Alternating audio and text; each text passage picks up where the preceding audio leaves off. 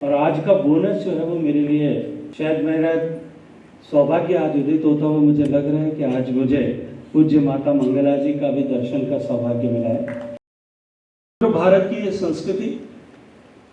और भारत की ये वैदिक ज्ञान परंपरा जब पूरे विश्व भर में सभ्यताओं का विकास हो रहा था, जब पूरी दुनिया के अन्य क्षेत्रों में रहने वाले लोग अपने अस्तित्व के लिए संघर्ष कर रहे थे, जीवन जीने के लिए, अपने जीवन को सुगम बनाने के लिए, जब लोग सामान्य प्रयास प्रकृति के साथ में जुड़कर के जो सामान्य प्रयास कर रहे थे उस समय में, और अब तो विभिन्न प्रमाणों से यह सिद्ध हो चुका है, उस समय में भी भारत का ज्ञान, भारत इस उत्कर्ष तक पहुंच चुका था कि भारत के ऋषि, भारत के मनीषी, भारत के चिंतक और विचारक उस समय जीवन के यथार्थ को, मानव जीवन के उद्देश्य को और विश्व कल्याण के लिए मानव जीवन की महत्ता, इन तीनों पर विचार करते हुए ग्रंथ लिख रहे। भारत की यह सनातन संस्कृति जिसका केंद्र बिंदु जगत नियंता शक्ति या परमात्मा, मनुष्य उसकी आत्मा और इस जगत जो हम सबको दिखाई देता है, इसके बीच के संबंधों को सहजता के साथ में खोजने, पहचानने और इनके अध्ययन करते हुए इसके यथार्थ को समझने की प्रक्रिया पर आधारित है। भारत की यह संस्कृति जीवन को आध्यात्मिक रूप से देखते हुए, जहां कर्म के साथ पुनर्जन्म और योग और साधना के माध्यम से इस जीवन के अनंतिम उद्देश्य को प्राप्ति या मनुष्य जीवन के अंतिम उद्देश्य को प्राप्ति की तरफ ले जाने के लिए मनुष्य को निरत करने का साधन है। जबकि दुनिया में जितनी भी संस्कृतियां भारत के बाद में उदित हुई, अनेक लोग इस बात पर चर्चा करते हैं कि भारत की सभ्यता, भारत की संस्कृति इतने हजारों वर्षों के बाद में भी नित्य निरंतर प्रवाहमान सनातन क्यों बनी थी। जो सनातन शब्द का शाब्दिक अर्थ है, उस शाब्दिक अर्थ के अनुरूप ये निरंतर प्रवाहमान क्यों बनी, यदि उसका मूल रूप से यदि खोजने की कोई चेष्टा करें, क्योंकि सहज रूप से ये प्रश्न उठना स्वाभाविक है, क्योंकि विनाश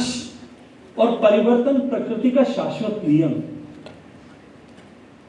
और हमारे बाद में विश्व भर में अनेक सभ्यताओं का, संस्कृतियों का विकास भी हुआ,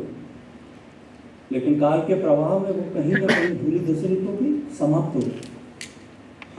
यूनान की सभ्यता, मिस्र की सभ्यता, रोम की सभ्यता, मेसोपोटामिया की सभ्यता, अनेक सभ्यताएं आई और चली गई, लेकिन भारत की ये सभ्यता अनादिकाल से लेकर के आज तक निरंतर प्रवाहमान रही। निश्चित एक प्रश्न हम सबके मस्तिष्क में उदित होना स्वाभाविक है, और आज जब विश्व में एक बार फिर नए सिरे से भारत की संस्कृति को, भारत के सांस्कृतिक उन्नयन को समझने की चेष्टा पूरे विश्व भर ने प्रारंभ की है, तब यह प्रश्न और भी प्रासंगिक हो गया। और यदि इस प्रश्न का कहीं समाधान है तो वो है कि भारत के इस चिंतन की मौलिकता और विश्व कल्याण के लिए इस संस्कृति की अपने आप को समर्पित करने का लक्ष्य, और इसके चलते हुए निरंतर व्यक्ति अपने से बाहर निकल करके सर्वे भवन्तु सुखिनः सर्वे सन्तु निरामया की अवधारणा के साथ में, या हम ब्रह्मास्मि के संकल्प को लेकर, या एको अहम बहुश्यामि, इस सूत्र को लेकर के जब विचार करना प्रारंभ करता है, जब भेद विभेद सब समाप्त हो जाता है, और प्रकृति के हर घटक में, जैसे अभी डॉक्टर चिन्मय पांड्या जी ने कहा, हर घटक जब वो ईश्वर के रूप में उसे देखता है, समभाव से उसे देखता है और उसके कल्याण का के ही लक्ष्य को लेकर के उसका कहीं अहित न हो जाए, इस विचार को लेकर के जब वो आगे बढ़ता है, तो वो संस्कृति जो है वो सनातन संस्कृति बन पाती है। आज हम चारों तरफ देखते, हमारे परिवेश में सभी तरफ पर्यावरण को लेकर के पूरा विश्व चिंतित है और उसका प्रभाव हम सबके सामने दिखाई दे रहा है।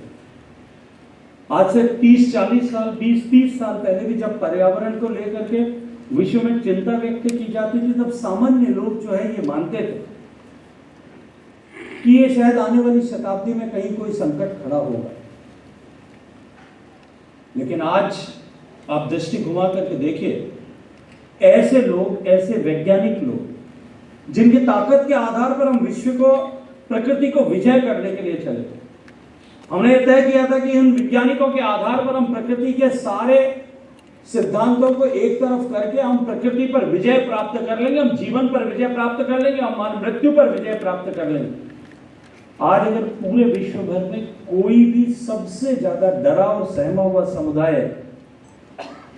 वो समुदाय उन वैज्ञानिकों का, प्रकृति में का क्षरण और उसका प्रभाव, उसके परिवर्तन का प्रभाव हम सबके सामने दिखाई दे रहा है। और उस चुनौती का समाधान भी अगर कहीं है तो भारत की सांस्कृतिक और सनातन सोच और विचार की परंपरा।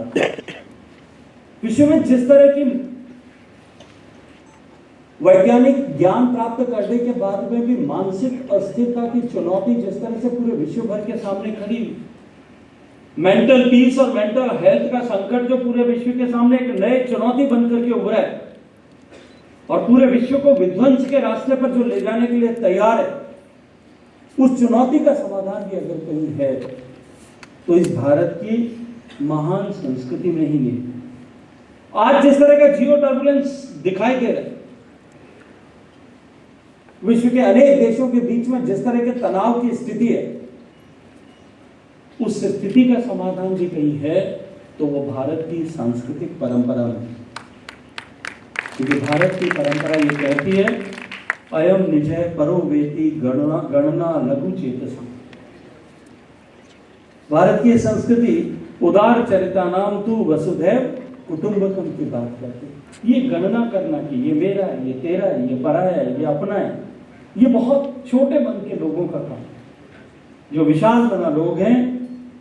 उदार हृदय लोग हैं, उनके लिए ये पूरी पृथ्वी जो है ये एक कुटुंब के समान है। इस तरह की संकल्पना हमारे ऋषियों मुनियों ने की, उसके चलते हुए आज हमारी संस्कृति जो है वो समाज जो है सनातन बनी हुई। भारत की सनातन संस्कृति के वैभव, इसके उत्कर्ष, भारत के बौद्धिक ज्ञान, भारत की आर्थिक संपदा, भारत का आर्किटेक्चर, भारत के एस्ट्रोनॉमिकल नॉलेज, भारत का जियोग्राफिकल नॉलेज, इन सब के उत्कर्ष पर जब भारत खड़ा था तो विश्व के अनेक लोग भारत में, भारत के इस ज्ञान, भारत के इस ऐश्वर्य, भारत के इस विज्ञान, भारत के इस उत्कर्ष को देखने, जानने, समझने के लिए भारत में आए। और उन सबके अनेक पदचिन्ह उनके आने के, जो शिक्षार्थी के रूप में आए होंगे, विद्यार्थी के रूप में आए होंगे, पर्यटक के रूप में आए होंगे, भारत को देखने के लिए आए होंगे, जानने के लिए आए होंगे, उनके पदचिन्ह भारत के इतिहास में अनेक पन्नों में अंकित। सुदूर सेंट्रल एशिया से लेकर के, चीन से लेकर के अनेक देश, अनेक देशों के नागरिक भारत में, भारत को जानने के दृष्टिकोण से आए। और उनके चलते हुए जो भारत के व्यापारिक संबंध पूरे विश्व के साथ में, विश्व के अनेक अन्य देशों के साथ में बने, भारत की उस संपदा से और भारत के उस उत्कर्ष से ईर्ष्या रखने वाले बहुत सारे लोग आक्रांता के रूप में भी भारत पहुंचे। और उन आक्रांताओं ने, जो उनके मन में एक स्वाभाविक ईर्ष्या इस उत्कर्ष को लेकर के थी, उसको मिटाने के लिए अनेक यत्न, जय प्रयत्न किए। हमारे विश्वविद्यालय जला दिए, हमारे ज्ञान के केंद्र, उन ज्ञान के केंद्रों को नेस्तनाबूद कर दिए, हमारी आस्था के केंद्रों पर चोट करके उस आस्था को समाप्त करने, धूलिधूसरित करने के प्रयास हुए। तलवार की ताकत पर इस सनातन संस्कृति को मिटाने के अनेक प्रयास हुए, लेकिन वो विफल हुए, क्योंकि वो सनातन संस्कृति के वाहक के रूप में अनेक ऐसे लोग थे जो साधना रखते, जिन्होंने भगवान का वेश धारण करके इस देश की सनातन संस्कृति को निरंतरता प्रदान करने के लिए अपना जीवन समर्पित कर दिया। तमाम तरह के विपरीत परिस्थितियों और चुनौतियों के बीच में, जहां एक तरफ राष्ट्र रक्षा का संकल्प लेकर के लोग अपनी पीढ़ियों को उन तलवारों की आंधी के सामने कुर्बान करने के लिए खड़े थे, वहां इस देश की महान सांस्कृतिक परंपराओं के ध्वजवाहक के रूप में, इस सनातन संस्कृति के ध्वजवाहक के रूप में भगवान का वेश धारण करके हमारे साधु परंपरा के लोग इस देश को आगे बढ़ाने के लिए काम करते, संस्कृति को सनातन बनाए रखने के लिए काम करते। लेकिन दुर्भाग्य से इसके बाद की परिस्थितियों में, जब अंग्रेज सत्ता के भारत पर आधीन होने के बाद, जब भारत के बौद्धिक दृष्टिकोण से प्रदूषित करने का जो षड्यंत्र सय आशय उन्होंने किया, और उसके चलते हुए हम अपनी परंपराओं पे जो गर्व करते थे, वो गर्व करना हमने समाप्त कर दिया। अभी एक दिन मैं कहीं चर्चा कर रहा था, मुझे किसी ने पूछा कि इतनी पीढ़ियां कुर्बान होने के बाद में भी लगातार लड़ने की क्षमता, अपने बलिदान करने की परंपरा कैसे है। मैंने उनसे कहा कि हमारी माताएं, जिस मां ने अपने युद्ध में आक्रांताओं के साथ में लड़ते हुए, सनातन संस्कृति पर हमला करने वाले लोगों के साथ में लड़ते हुए अपने पिता को खोया, अपने पति को खोया, अपने भाई को खोया, अपने पुत्र को खोया, वो भी अपने छोटे बेटे को जब पालने में रख करके झूला झुलाती थी तो वो कहती थी, इला ने देनी आपने हालरी उलड़ाई, कि अपनी जमीन नहीं देनी है, पालने में झूला झुलाते हुए उसको कहती थी, इला ने देनी आपनी हालरी उलड़ाई। जो मरने में हमारी बढ़ाई है, इस धर्म की रक्षा के लिए, इस धरती की रक्षा करने के लिए, हमारा जो अगर कहीं हमारा सम्मान है तो इस धरती के लिए समर्पित हो जाने में, तब ये परंपरा बनेगी। लेकिन ये जो विश्वास था, ये जो गर्व की अनुभूति थी अपनी संस्कृति के रक्षा के लिए और अपनी संस्कृति पर, इस गर्व की अनुभूति के विचार को जब क्षरित किया गया, हमने अपनी संस्कृति पर गर्व करना छोड़ दिया। उसके कारण से जो संकट का, और पिछले इतने हजारों साल की ये यात्रा जो सनातन बनी रही, इस सनातन यात्रा को जितनी विनाश या जितना क्षरण, इसका वो हजारों साल तक तलवारों की ताकत पर आधार पर किए गए विधर्मियों के हमलों के चलते भी नहीं। अंग्रेज सत्ता ने जिस तरह से बौद्धिक रूप से हमारे लोगों को प्रदूषित किया, हमारी शिक्षा पद्धति को जिस तरह से परिवर्तित किया, उसने हमारी संस्कृति का, हमारी सनातन परंपराओं का ज्यादा क्षरण किया। और आजादी के बाद में दुर्भाग्य से सत्ता का परिवर्तन हो गया था, लेकिन मानसिकता का परिवर्तन नहीं। और उस मानसिकता का परिवर्तन न होने के कारण से भारत में जिस तरह से उस समय सांस्कृतिक पुनरुद्भव हो सकता था, वो दुर्भाग्य से नहीं हो पाया। लेकिन इस भारत की इस पुण्य सलीला गंगा के द्वारा रचित, पोषित और पल्लवित इस भारत की इस धरती के रचकण से जो लोग पैदा हुए, जो विचार पैदा हुए, 60 साल तक अनवरत, 70 साल तक अनवरत गुरुदेव श्री राम शर्मा आचार्य जी ने जिस तरह का बीज प्रतिपादित करके इस सनातन संस्कृति के पुनरुद्भव के लिए जिस तरह से काम किया, समाज में राष्ट्रीय संघ ने जिस तरह से 100 साल तक इस देश की सनातन संस्कृति को वापस पुनः जो है पोषित करके वापस खड़ा करने के लिए जिस तरह से काम किया, सरकारें शायद जो उनकी या व्यवस्था की जो जिम्मेदारी थी, उस जिम्मेदारी से कहीं च्युत हो गई, कहीं दूर हो गई होगी, लेकिन इस सनातन संस्कृति के सपूतों ने इस संस्कृति को वापस पुनर्स्थापित करने, पुनर्जागरण के दौर पर लाकर खड़े करने में बहुत बड़ी भूमिका का निर्वहन किया। और सौभाग्य से भगवान श्री राम के मंदिर के बाद में, निर्माण के बाद में, वापस मूर्ति स्थापना के बाद में, लेकिन भगवान श्री राम के मूर्ति स्थापना का, प्राण प्रतिष्ठा का कार्यक्रम हो रहा था, तब मैंने कहीं भाषण देते हुए कहा था कि 450 साल पहले अनेक अनेक लोगों के शीश दान करने के बाद भी जब हम भगवान श्री राम के मंदिर को न बचा पाए, उस दिन भारत के सौभाग्य का सूर्य अस्त हो गया। और ये 450-500 साल की कालरात्रि, 500 साल की कालरात्रि के बाद में, इस अमावस्या के बाद में, जिस दिन भगवान श्री राम की मंदिर की वापस प्राण प्रतिष्ठा हुई, और उस दिन भारत के सौभाग्य का सूर्य वापस हो गया। और ये जैसा डॉक्टर चिन्मय पांड्या जी ने कहा कि यह भारत के सांस्कृतिक पुनर्जागरण का समय, और सांस्कृतिक पुनर्जागरण आज पूरे विश्व भर में दिखाई दे रहा है।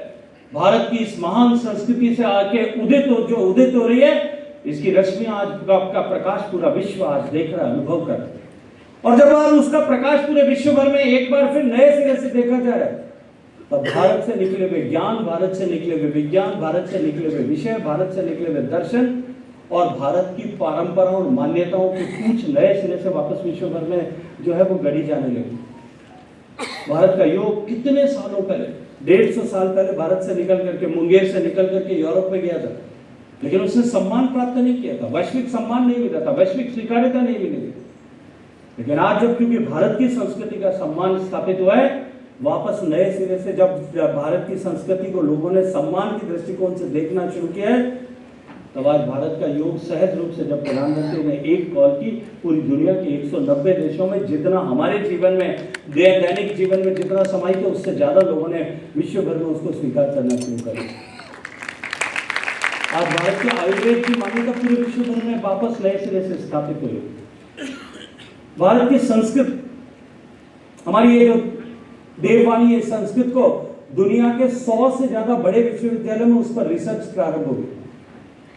हमारी वेद विद्याएं, वेद के ज्ञान, इस पर दुनिया के लगभग 80 विश्वविद्यालयों में इस पर जो है अध्ययन के केंद्र बन गए, वैदिक अध्ययन केंद्र बन गए। भारत की कृषि परंपरा, भारत की जीवन पद्धति, भारत की परिवार व्यवस्था, इन सब के प्रति नए सिरे से जो है स्वीकार्यता पूरे विश्व भर में खड़ी हो गई है। तब डॉक्टर चिन्मय पांड्या जो ये कहते हैं कि ये सांस्कृतिक पुनर्जागरण का दौर है, और इस सांस्कृतिक पुनर्जागरण के दौर में हम सब सौभाग्यशाली हैं कि हमें उस समय में जीवन प्राप्त करने का अवसर मिला। हम चाहे मंच पर बैठे हुए लोग हैं या मंच के सामने बैठे हुए लोग हैं, विद्यार्थी जो ऊपर बैठे हैं, सब लोग बराबर सौभाग्यशाली। और हम सौभाग्यशाली इसलिए हैं कि हमें सांस्कृतिक पुनरुद्धार के इस समय में भारत जब ट्रांसफॉर्मेशन के दौर से गुजर रहा है, जब हम अपनी शक्ति का एहसास करते हुए, जैसे भगवान हनुमान जी को जिस तरह से शक्ति का एहसास कराया था, वैसे शक्ति का एहसास करके जब हम अंगड़ाई लेकर के खड़े हुए हैं, तब हमारी जिम्मेदारी है कि हम भारत के इन सांस्कृतिक मूल्यों के साथ में जुड़ करके, इन सनातन परंपराओं के साथ में जुड़ करके, इन्हें अपने जीवन में आत्मसात करते हुए विश्व के कल्याण के लिए हम भारत की संस्कृति को प्रतिपादित करने, पल्लवित करने, पोषित करने, प्रकीर्तित करने के लिए अपने आप को समर्पित करें। ये सौभाग्य जो हमें प्राप्त हुआ है कि हम भारत के इस पुनरुद्भाव के दौर में जन्म लेने का हमें अवसर मिला है, इस सौभाग्य के साथ में हमारा उत्तरदायित्व भी, हमारा रिस्पॉन्सिबिलिटी भी है। क्योंकि जब कभी भी इस तरह की व्यवस्था आती है, इस तरह की अवस्था आती है, जब कोई समाज, कोई देश, कोई संस्थान इस तरह के ट्रांसफॉर्मेशन के दौर से गुजरता है, तब उस समय के स्टेक होल्डर्स जो हैं, उस समय के लोग जो हैं, उसके नागरिक जो हैं, उसके सदस्य जो हैं, वो सौभाग्यशाली तो होते हैं, लेकिन साथ साथ में उनके कंधों पर उत्तरदायित्व का बोझ भी होता है। और यदि वो ठीक से अपने उत्तरदायित्व का निर्वहन नहीं करते, तो जो अपॉर्चुनिटी, जो अवसर आया होता है, वो अवसर शायद या तो विलंब से पूरा होता है और या नहीं हो पाता है। हमारे सामने ये अवसर है और इस अवसर को पूरा करने की जिम्मेदारी भी हमारी है। इस अवसर को सिद्ध करने की, इस अवसर को जो है सफलता में परिवर्तित करने की जिम्मेदारी हमारी है। हम जिस किसी भी भूमिका में काम कर रहे हैं, जहां कहीं भी काम कर रहे हैं, जो कुछ भी हमने अपने जीवन में अपने लिए लक्ष्य तय किया, उस लक्ष्य को इस समर्पित भाव के साथ में, इस सांस्कृतिक पुनर्जागरण के दौर में, भारत के इस पुनरुद्भव के दौर में मेरा किया गया कर्म, मेरा उठाया गया, मेरा बोला गया वचन और उठाया गया हर कदम उसके लिए समर्पित होगा। उसके लिए मैं जो है उसी के लिए निष्पादित करूंगा। इस लक्ष्य के साथ में सनातन संस्कृति के पुनरुद्धार के दौर में हम सबको जीने और काम करने की आवश्यकता है। और ये जो युवा पीढ़ी के लोग सामने बैठे, ये विशेष सौभाग्य है। और वो इसलिए मैं दीवार पर लिखा हुआ पढ़ सकता हूं कि जिस रास्ते पर आज भारत चल पड़ा है, निश्चित रूप से भारत बदलेगा और भारत की संस्कृति का सम्मान पूरे विश्व भर में एक बार फिर स्थापित हो जाएगा। भारत एक बार फिर, आज भारत की पहचान सरकार प्रधानमंत्री नरेंद्र मोदी जी के नेतृत्व में विश्व बंधु भारत की बनी है। हम विश्व बंधु से लेकर के विश्व गुरु की यात्रा शीघ्र पूरी करेंगे। ये दीवार पर लिखा हुआ पढ़ सकते हैं। लेकिन जब तक ये पूरा होगा, जो कालखंड इसके लिए लगेगा, उसमें शायद मेरी उम्र के लोग या मेरे से बड़ी उम्र के लोग शायद उसके साक्षात्कार न कर पाएंगे, या अगर होंगे तो केवल दृष्टा भाव से उसे देख पाएंगे। लेकिन ये युवा पीढ़ी के जो लोग बैठे हैं, आप लोग दोहरे सौभाग्यशाली हैं, क्योंकि आप इस बात का गर्व भी अपने जीवन पर्यंत कर पाएंगे कि जो सांस्कृतिक पुनरुत्थान हुआ है और भारत का जो ये ट्रांसफॉर्मेशन हुआ है, हम इसके सारथी हैं, हम इसके वाहक हैं। केवल आप सौभाग्य प्राप्त नहीं करेंगे, आपसे आने वाली पीढ़ियां जो हैं वो भारत, बदले हुए भारत और हमारी स्थापित सांस्कृतिक मूल्यों के साथ में जीवन जीने का सौभाग्य तो प्राप्त करेंगे,